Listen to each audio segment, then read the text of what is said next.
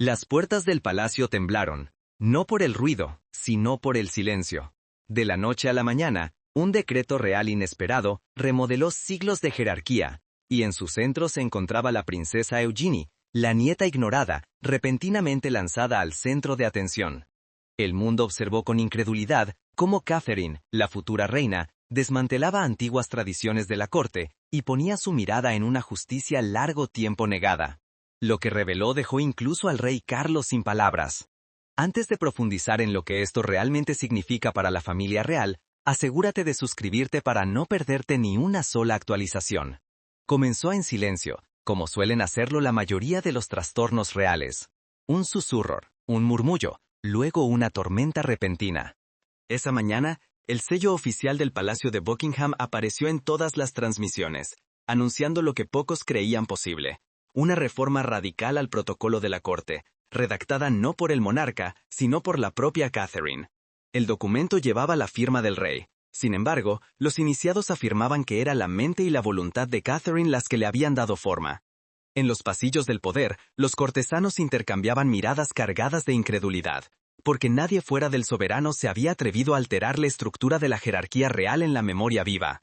Durante meses, Catherine había trabajado entre bastidores, sus planes envueltos en un secreto absoluto. Los más cercanos a ella decían que la idea no nació de la ambición, sino de un sentido de justicia, un anhelo por corregir los errores silenciosos que habían persistido desde la era de la difunta reina. Vio en Eugenie un símbolo de la rama olvidada de la familia, leal pero ignorada, dutiful pero disminuida. La decisión de elevarla no era solo ceremonial, era personal. Era, decían muchos, la declaración de Catherine de que la empatía y el mérito aún podían encontrar su lugar dentro de los muros reales. Los iniciados del palacio susurraban sobre reuniones nocturnas celebradas bajo el pretexto de una reestructuración caritativa. Sin embargo, detrás de esas puertas cerradas, Catherine y unos pocos asesores seleccionados desmantelaban un sistema atado por códigos obsoletos. Su propuesta de revisión del protocolo de la corte haría más que cambiar el orden de precedencia. Empoderaría a aquellos que habían servido en silencio con dignidad pero sin reconocimiento. Algunos dicen que consultó a historiadores. Otros creen que siguió las notas privadas de la propia reina Isabel II, buscando continuar una modernización que su predecesora nunca completó. Pero no todos estaban convencidos de su intención. Los cortesanos senior se sintieron ignorados, humillados porque Catherine había actuado sin su consejo. La vieja guardia la veía como una outsider, atreviéndose a dictar lo que siglos de hombres habían preservado. Advertían de caos, de una jerarquía colapsando en desorden. Pero Catherine permaneció impasible. Su resolución, decían, era gélida y absoluta, porque debajo de su exterior calmado yacía la convicción de una mujer que había presenciado lo que el silencio podía destruir, y no permitiría que ese silencio devora a otra generación. Mientras tanto, la princesa Eugenie observaba desde las sombras de su propio linaje. Años de servicio leal le habían ganado poco más que aplausos educados y titulares que se desvanecían. Sin embargo, a los ojos de Catherine, representaba el puente entre la monarquía y la modernidad, la encarnación de la resiliencia en una familia donde el favor a menudo eclipsaba la equidad. Cuando le llegó la noticia de que estaría en el centro del nuevo decreto, Eugenie se sintió abrumada. No era el poder lo que anhelaba, sino la validación, la oportunidad de servir finalmente sin disculparse por los errores de su linaje. El anuncio golpeó a la nación como un trueno. Por primera vez, la monarquía se sentía viva, impredecible, humana y vulnerable. Era más que un cambio de protocolo, era un eco del desafío de Diana. En el golpe audaz de Catherine, muchos vieron el espíritu de la mujer que una vez desafió las frías tradiciones de la corona con compasión. Las paralelas eran innegables. Una princesa que decía la verdad al poder, y otra que ahora ejercía el poder para proteger la verdad. Pero esto no era solo un acto de bondad. La decisión de Catherine ondularía a través de los linajes reales, desenterrando secretos que la firma había enterrado. Durante décadas, detrás de las puertas cerradas del palacio, los susurros se convirtieron en advertencias. Catherine había reunido un consejo secreto, no de lores o duques, sino de mujeres una vez silenciadas por la tradición real. Entre ellas, la princesa Anna, Sarah Tendall y una reacia Sophie. Lo que comenzó como una discusión inocente sobre la modernización del protocolo, evolucionó en un plan que desafiaría los códigos más antiguos de la monarquía y restauraría a una real olvidada. Comenzó como conversaciones tranquilas durante el té, disfrazadas de discusiones ordinarias sobre estructuras caritativas y deberes ceremoniales. Pero debajo de la cortesía había una urgencia no dicha.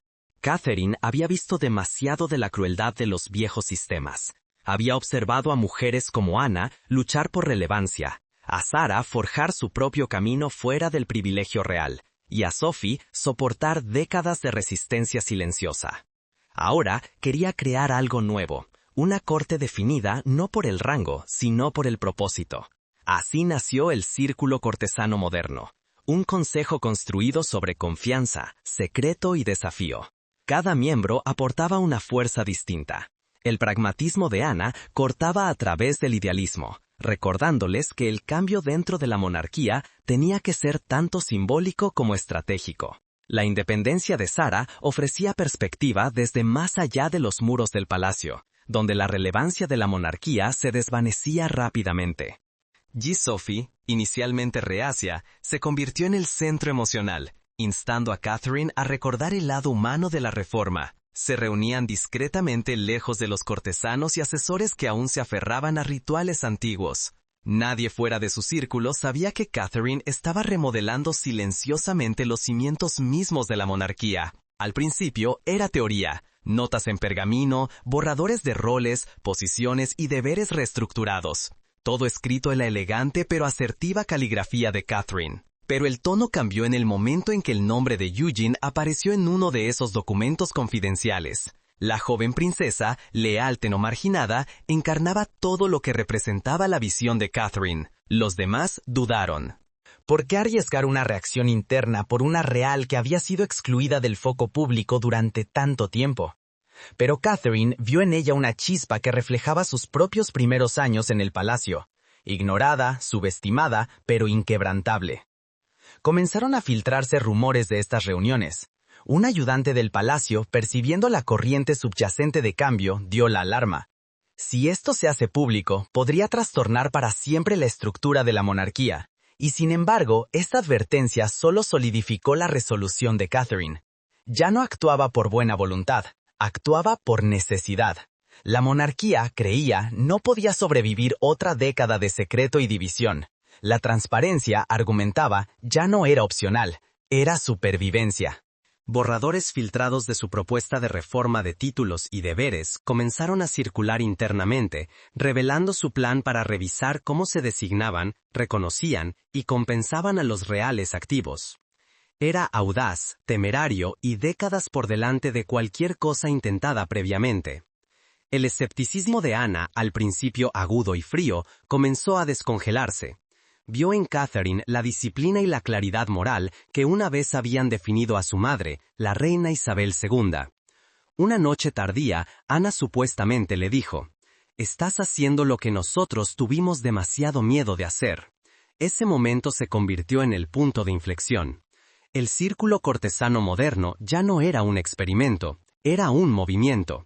Detrás de los muros del palacio, estas mujeres se unieron en una rebelión silenciosa, decididas a infundir vida a una institución que jadeaba bajo su propia historia. Pero Catherine sabía que la mayor prueba aún estaba por venir. Su plan, aunque cuidadosamente oculto, no podía permanecer secreto para siempre. Porque a medida que crecía la influencia del círculo, también lo hacía la tensión que creaba. Comenzaron a girar rumores de que el propio rey estaba siendo mantenido en la oscuridad sobre el verdadero propósito del consejo. Algunos creían que lo entendería, otros temían que lo viera como un acto de traición. Y mientras el consejo de Catherine se movía en silencio, una persona a la que no había advertido estaba a punto de enfrentar su mayor prueba profesional y emocional, el propio rey Carlos. Cuando el borrador llegó al escritorio del rey Carlos, miró el pergamino durante horas. Llevaba el sello de su nuera. Sin embargo, sus implicaciones sacudieron el núcleo de su reinado. Otorgar a Eugenie un nuevo título real significaba reescribir precedentes de linaje. Los asesores le suplicaron que lo retrasara, pero Carlos vio algo inquietante en la solicitud de Catherine. Un reflejo de promesas que una vez le hizo a su madre, y que rompió. El estudio estaba en silencio, salvo por el leve tic-tac de un reloj que había pertenecido a la propia reina Isabel. Para Carlos, Cada decisión desde su fallecimiento había sentido como una conversación con su fantasma, una lucha entre el hombre que deseaba ser y el rey que se esperaba que fuera. Mientras trazaba los bordes de la propuesta de Catherine, vio más que tinta e intención. Vio desafío y consecuencia entrelazados. Las palabras eran claras, elegantes y resueltas. Catherine buscaba reimaginar cómo la corona definía el servicio para recompensar la integridad sobre la herencia. Sin embargo, la idea de trastornar siglos de orden real lo dejó paralizado. Sus asesores instaban a la moderación, advirtiendo que esta modernización podría verse como un acto de rebelión real. Pero en el fondo sabía que la verdadera rebelión ya había comenzado. En el silencio que siguió, Camila entró, percibiendo su inquietud. Había oído susurros del plan de Catherine mucho antes de que llegara a su escritorio. Y aunque enmascaraba bien sus emociones, su desaprobación era inconfundible. «¿Sabes lo que esto significa?», dijo suavemente, su voz teñida de advertencia. «Está reescribiendo las reglas por las que vivimos». Carlos escuchó, dividido entre la cautela de su esposa y la convicción de su nuera. Camila veía peligro, el desmantelamiento del control, la dilución de lealtades antiguas. Pero Carlos veía algo diferente, el tenue eco de la visión de su madre para una monarquía reformada e inclusiva, una que nunca había realizado por completo. Recordaba ese último invierno con la reina Isabel, cuando su salud había decaído pero su claridad no. Hablaron a menudo del legado y de la necesidad de que la monarquía se corrigiera dentro de la familia antes de que el mundo lo hiciera por nosotros. Esas palabras perduraban como profecía. Isabel había querido renovación, pero el miedo al escándalo había restringido su mano. Ahora, mientras Carlos releía la propuesta de Catherine, sintió su presencia como si lo instara a avanzar para hacer lo que ella no pudo. Aún así, la duda se coló. Las firmas requerían su autoridad, pero el coraje demandaba su corazón. Esa noche tardía, encontró entre los documentos una nota manuscrita de Catherine. No era política, era personal. «Majestad», escribió, «lo que preservamos debe evolucionar, o muere bajo el peso de su propia perfección». La frase lo impactó profundamente. No era desafío, era verdad. Catherine no estaba librando una guerra contra la tradición, estaba reviviendo su significado. Al amanecer, Carlos mojó su pluma en tinta y firmó el decreto. El acto se sintió tanto liberador como devastador, una rendición silenciosa a la inevitabilidad del cambio. Sabía de la tormenta que seguiría, las preguntas, los susurros, las divisiones que encendería, pero también sabía que era correcto. En ese momento, dejó de ser un monarca aferrado al pasado y se convirtió en uno que se atrevía a cumplirlo.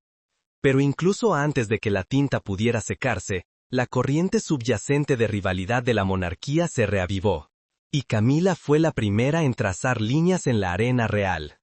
Dicen que el silencio es poder, pero el silencio de Camila era atronador. Cuando se enteró de la elevación de Eugenie, su furia se abrió paso por los pasillos del palacio. La reina consorte, que una vez maniobró su propia ascensión a través de las filas reales, ahora veía a Catherine desmantelando el mismo sistema que la protegía.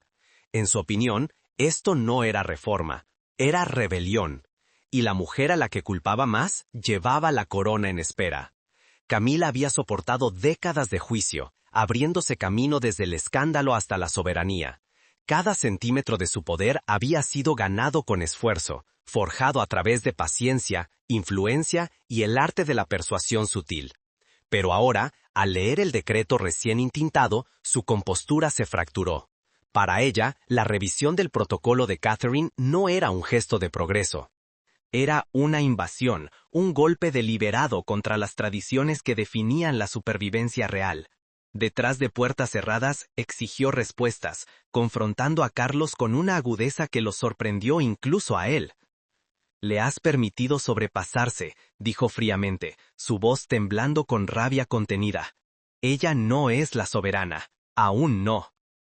Carlos, agotado por el peso emocional de su decisión, intentó razonar con ella. Habló de unidad, de modernización, de la visión no realizada de la difunta reina. Pero Camila no escuchaba. Veía un futuro donde la influencia de Catherine eclipsaría la suya, donde sus años de autoridad cuidadosamente cultivada se desvanecerían en la irrelevancia. Para ella, este decreto no trataba de Eugenie, trataba de sucesión, de poder cambiando silenciosamente de su generación a la siguiente, y la aterrorizaba. Ordenó a los asesores legales del palacio explorar una forma de retrasar el anuncio.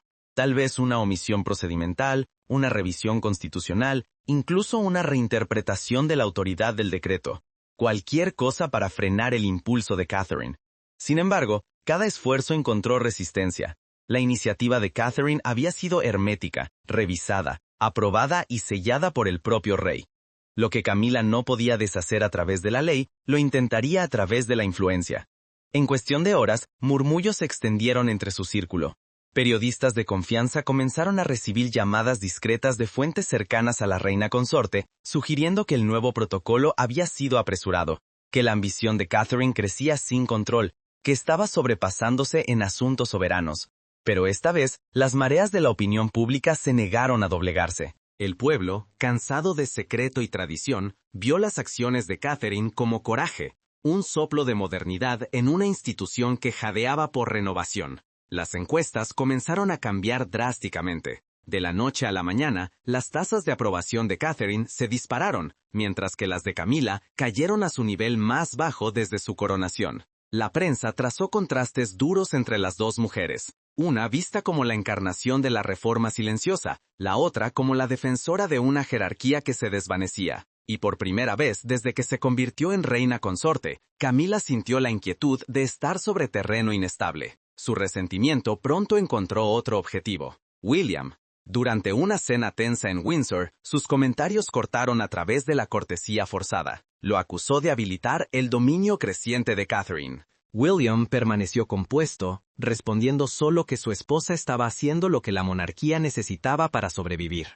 El intercambio fue breve pero devastador, dejando una fractura no dicha que onduló a través de cada compromiso real que siguió.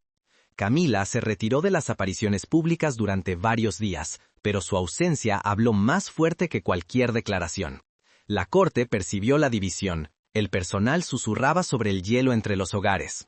Lo que Catherine había encendido ya no se confinaba a la política, era personal, crudo e irreversible. Sin embargo, incluso en medio de la tensión, Catherine permaneció firme, nunca retaliando, nunca explicándose. Dejó que el silencio hablara, sabiendo que resonaría más fuerte que cualquier defensa. Pero mientras el palacio libraba su guerra silenciosa, la mujer en el centro de la tormenta, la princesa Eugenie, se preparaba para su propio ajuste de cuentas con el destino. Durante años, la princesa Eugenie vivió a la sombra de su linaje, real por nacimiento, pero invisible por tradición. Su vida estaba definida por la exclusión, su lealtad nunca cuestionada pero raramente reconocida. Así que cuando el mensaje de Catherine le llegó, ha llegado el momento, no era solo un gesto de honor, era vindicación, y mientras el mundo especulaba, Eugenie se preparaba para caminar por un camino que su abuela una vez soñó. Eugenie siempre había sido la real silenciosa, la que sonreía a través de la formalidad y se desvanecía en el fondo, mientras otros tomaban el centro de atención. Su servicio a la corona nunca estuvo envuelto en grandeza. Existían las sombras de causas que la prensa permitía que le importaran. Desde campañas contra la trata hasta visitas a hospitales donde no seguían cámaras, no era celebrada por su devoción. Pero Catherine lo notó. Catherine, siempre observadora del carácter, vio en Eugenia la misma dignidad silenciosa que una vez definió a Isabel II en su juventud. Una mujer que servía sin necesitar que el mundo mirara. Su vínculo comenzó mucho antes de que el público lo supiera. Cartas intercambiadas entre las dos revelaban una comprensión mutua de lo que significaba vivir con deber pero sentirse desplazada. Las palabras de Catherine llevaban calidez y dirección. Hay momentos en que el silencio se confunde con debilidad, pero un día será tu silencio el que dé fuerza a la corona. Estas palabras encendieron algo en Eugenie, una esperanza de que quizás su lealtad ya no sería su maldición, sino su llamado. Cuando la noticia rompió de que recibiría un nuevo título, Eugenie se sintió abrumada por la incredulidad. No era el poder lo que buscaba, sino la validación, el tipo que su familia nunca le había ofrecido del todo. Su nuevo título, sancionado por Catherine y sellado por el rey, simbolizaba no jerarquía, sino renovación. Reconocía que el servicio no se medía por el rango, sino por la resolución. Por primera vez, la jerarquía de la monarquía se inclinó no ante la antigüedad, sino ante la sinceridad. Catherine se había asegurado de eso. Pero detrás de la alegría persistía la tensión. Su padre, el príncipe Andrew, supuestamente quedó atónito por la decisión. Vio el movimiento como una declaración implícita, un endoso real que lo excluía a él pero elevaba a su hija. El enfrentamiento entre padre e hija se dijo que fue doloroso. Eugenie, una vez deferente, mantuvo su posición. Le recordó que el respeto de la corona no era suyo para proteger, ni suyo para pedir prestado. Tenía que ganarse de nuevo. Ese momento, más que el título en sí, marcó su transformación de una figura de fondo a una mujer de pie por su propio mérito. A medida que se acercaba el día de su reconocimiento, Eugenie reflexionó sobre la lección perdurable de su abuela, que la humildad es la corona más difícil de llevar. Al aceptar su nuevo rol, no vio triunfo, vio restauración. Su ascensión no era un rechazo de la tradición, sino un puente conectando lo que la monarquía había sido con lo que necesitaba convertirse. Entendía que la elección de Catherine no trataba de linaje o favoritismo. Trataba de legado, de reescribir el guión de la relevancia real en una era que demandaba propósito sobre privilegio. Y así, mientras el mundo volvía su mirada hacia el palacio una vez más, Eugenie estaba lista para llevar un manto que había esperado décadas por sus manos. Sin embargo, mientras Eugenie entraba en su nuevo destino, una capa más profunda del plan de Catherine estaba a punto de emerger, una que redefiniría la noción misma de jerarquía real. Enterrada profundamente en el protocolo que Catherine había redactado, yacía una cláusula que nadie notó. Un solo párrafo que enviaría ondas de choque a través de siglos de precedente real. No solo elevaba a Eugenie, cambiaba el poder de títulos de sucesión e influencia en la corte. Los iniciados susurraban que otorgaba a Catherine una autoridad invisible sobre los nombramientos de servicio real activo. Una revolución silenciosa había comenzado, y los cimientos de la monarquía temblaron. Al principio, nadie lo vio. El anuncio había sido celebrado. El foco fijo en la elevación de Eugenie y la aprobación simbólica del rey. Pero semanas después, un historiador real revisando el documento notó algo extraño. Una enmienda metida en la sección final, sellada en lenguaje formal, pero cargando un peso monumental. Efectivamente, permitía a la princesa de Gales, actuando en nombre de la modernización, asesorar en todos los futuros nombramientos de títulos reales y roles ceremoniales. En la práctica, esto significaba que Catherine había ganado influencia silenciosa sobre quién ascendería, quién serviría y quién se desvanecería en la oscuridad real. Para una institución construida sobre linajes, era nada menos que revolucionario. Los rumores se extendieron como un incendio forestal. Algunos decían que la cláusula había sido deliberada, un movimiento estratégico oculto detrás de páginas de fraseo tradicional para evitar escrutinio inmediato. Otros afirmaban que había sido insertada por un comité de reforma legal sin que Carlos se diera cuenta por completo de sus implicaciones. Pero la verdad, revelada después por iniciados, era mucho más convincente. La redacción reflejaba un borrador de reforma inacabado de 1999, un plan de modernización una vez propuesto por la propia reina Isabel, pero archivado por miedo a desestabilizar la monarquía. Catherine no solo lo había descubierto en los archivos reales, sino que lo había refinado e implementado, completando lo que Isabel una vez se atrevió a comenzar. Cuando el descubrimiento se filtró a la prensa, siguió el caos. Los titulares hablaban de la cláusula secreta de Catherine y la princesa que reescribió el poder real. Los funcionarios del palacio se apresuraron a contener la narrativa, emitiendo declaraciones breves y cautelosas que ni confirmaban ni negaban el alcance de su influencia. Por primera vez en años, la oficina de comunicaciones de Buckingham estaba perdida. Lo que había comenzado como un acto simbólico de empoderamiento para Eugenie, ahora parecía una reestructuración deliberada de la autoridad real, una que colocaba a Catherine, no a Camila, en el corazón de la gobernanza futura. William, siempre protector, rompió su silencio. En un comentario raro y controlado, elogió el coraje y la claridad de visión de su esposa, enfatizando que su objetivo era la unidad, no la disrupción. Sus palabras calmaron al público, pero agitaron inquietud privada. Detrás de los muros del palacio, se decía que Camila estaba furiosa. La realización de que Catherine ahora tenía supervisión legal sobre los nombramientos, un poder que previamente caía bajo la influencia asesora de la reina consorte, la dejó sintiéndose acorralada. Lo que Catherine lograba a través del intelecto, Camila una vez lo había dominado a través de la influencia, y ahora esa influencia se escapaba.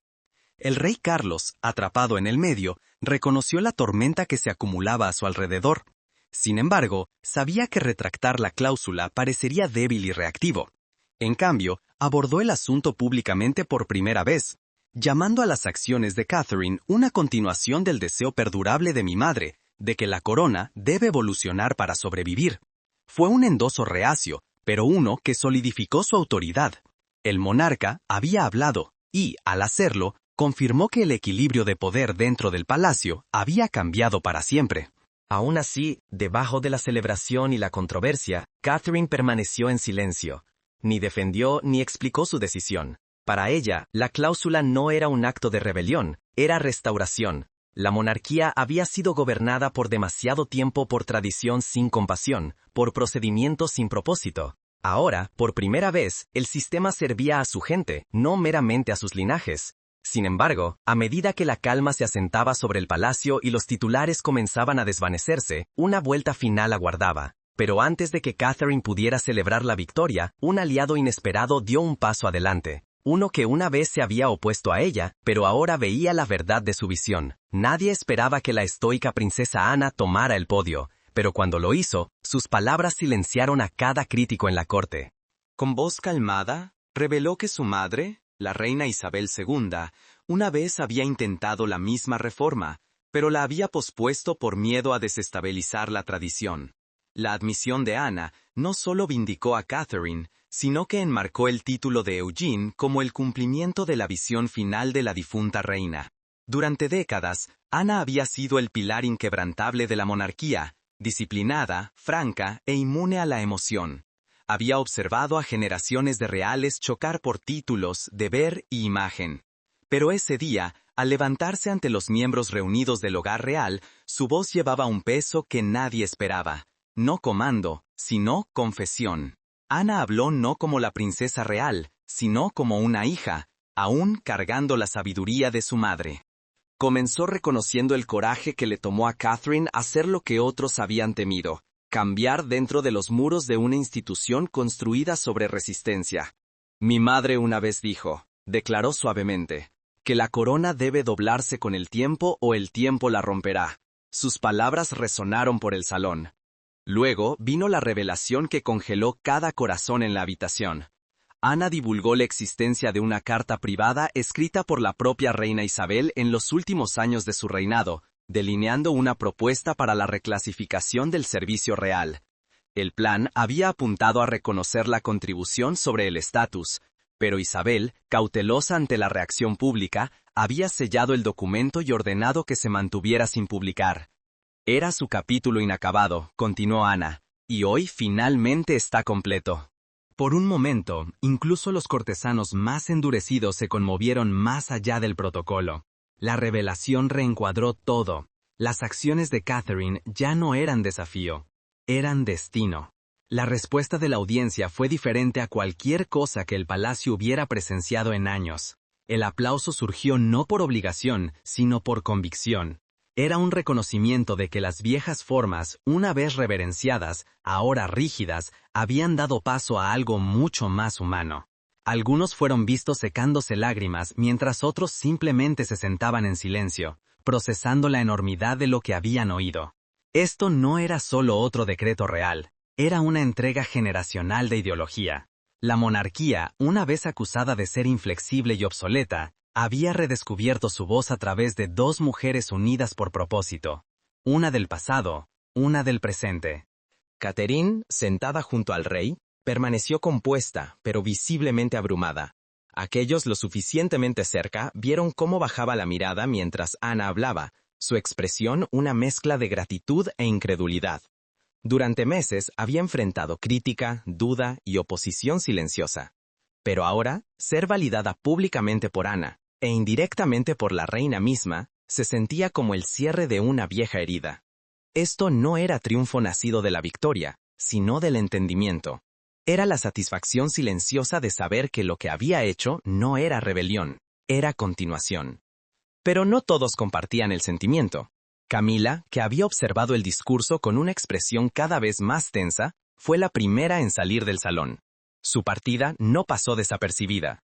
Para aquellos en asistencia, era una confirmación visual de un equilibrio cambiante, el peso de la influencia deslizándose de la reina consorte hacia la futura reina, y mientras la corte estallaba en unidad, la división entre los dos hogares reales se profundizaba como una línea de falla invisible. Fuera del palacio, el mundo respondió en consecuencia. Los medios aclamaron el momento como el día en que la monarquía evolucionó. La opinión pública se disparó a favor de Catherine, enframándola como la líder de una nueva conciencia real. Incluso aquellos una vez escépticos de su poder creciente, ahora la veían no como una agresora, sino como la heredera de un legado de reforma. Un legado que había sido el deseo silencioso de la reina Isabel. La corona, por primera vez en décadas, parecía unida en espíritu, si no, en corazón.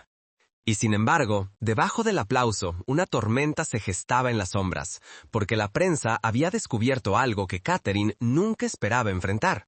Justo cuando la monarquía parecía sanar, un memorando clasificado encontró su camino a las manos de la prensa, revelando cartas privadas entre Catherine y Eugene escritas meses antes de la reforma. El tono era emocional, casi conspirativo. Los titulares estallaron. Pacto secreto entre futura reina y princesa. La unidad del palacio se derrumbó de la noche a la mañana, y Catherine se vio forzada a confrontar el costo de la transparencia en un reino construido sobre secretos. La filtración vino sin advertencia. Al amanecer, las portadas de todos los principales periódicos en Gran Bretaña llevaban la misma historia explosiva.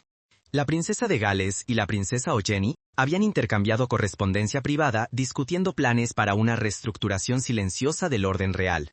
Lo que una vez se vio como reforma, ahora aparecía a través de la lente de la prensa como manipulación. Las cartas pintaban a Catherine no como una visionaria, sino como una estratega tramando espaldas del rey. Palabras sacadas de contexto convertían la calidez en astucia, la empatía en orquestación. Cada línea de su sinceridad era diseccionada, reencuadrada y usada para encender escándalo. La monarquía que acababa de recuperar estabilidad fue lanzada de nuevo al turmoil. Para los tabloides esto era sangre en el agua. El público demandaba respuestas. ¿Había Catherine coaccionado al rey para firmar el decreto que elevaba a Eugenie? ¿Era esto verdaderamente una reforma familiar o un juego de poder disfrazado de benevolencia? El silencio del palacio solo profundizaba la sospecha. De la noche a la mañana, Internet se dividió en dos naciones. Equipo Catherine, que la veía como la reformadora que Gran Bretaña necesitaba, y tradicionalistas, que afirmaban que había cruzado la línea de modernizadora a manipuladora. Lo que hacía la tormenta más peligrosa era el silencio de Eugenie. Aquellos que esperaban una defensa o aclaración de ella se encontraron con nada más que ausencia. Desapareció de la vista pública, cancelando apariciones y rechazando todas las entrevistas. Ese silencio se convirtió en su propio escándalo, sugiriendo a la prensa que había sido cómplice, o peor, traicionada por Catherine. La especulación se alimentaba de sí misma, y pronto incluso los iniciados del palacio comenzaron a cuestionar lealtades.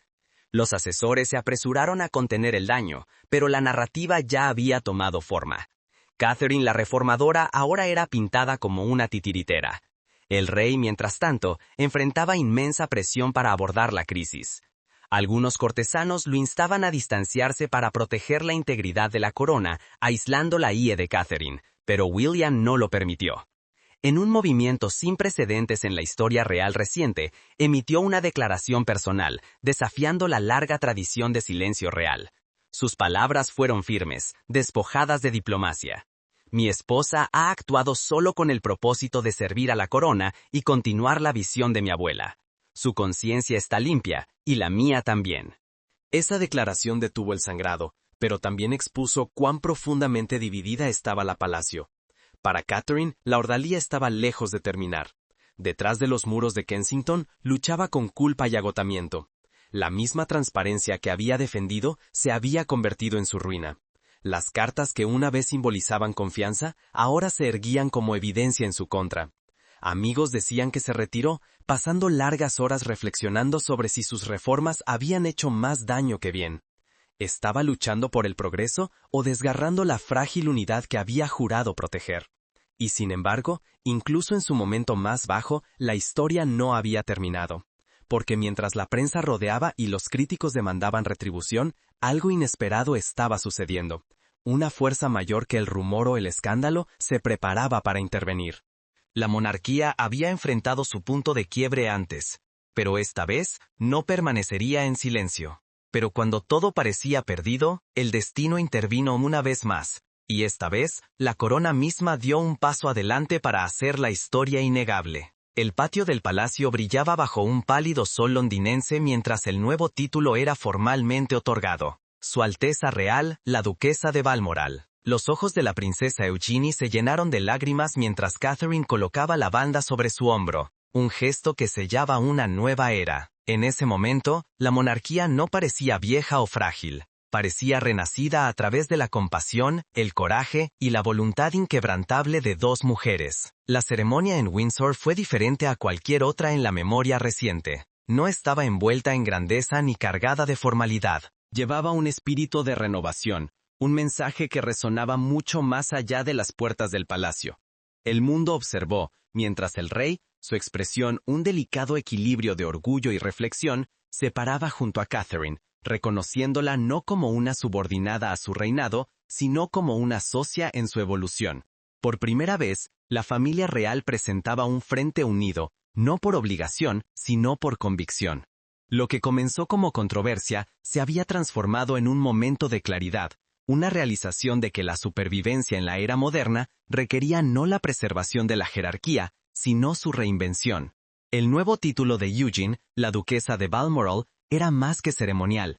Balmoral siempre había sido terreno sagrado, el santuario privado de monarcas y recuerdos.